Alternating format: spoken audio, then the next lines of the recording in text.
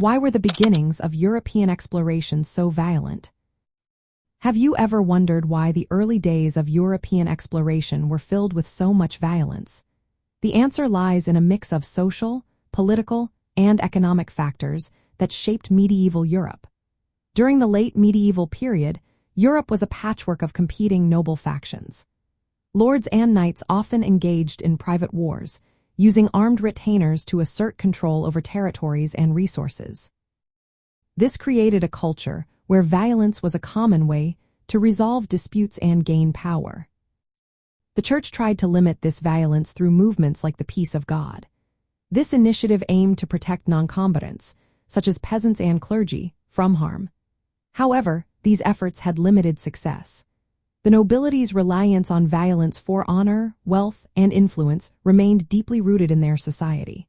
The rigid social structure and constant power struggles encouraged violence as a tool for maintaining or expanding influence. As Europeans began to venture overseas, these violent tendencies extended to their encounters with indigenous peoples.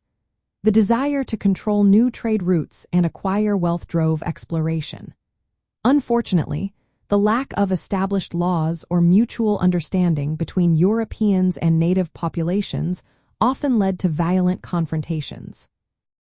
Europeans, used to using force to achieve their aims in their own fragmented societies, frequently resorted to violence during exploration and colonization. Economic motivations also played a role. The search for gold, spices, and other valuable resources intensified competition and conflict. The emerging commercial economy and the struggle to dominate trade routes created further incentives for violent actions to secure control over new territories.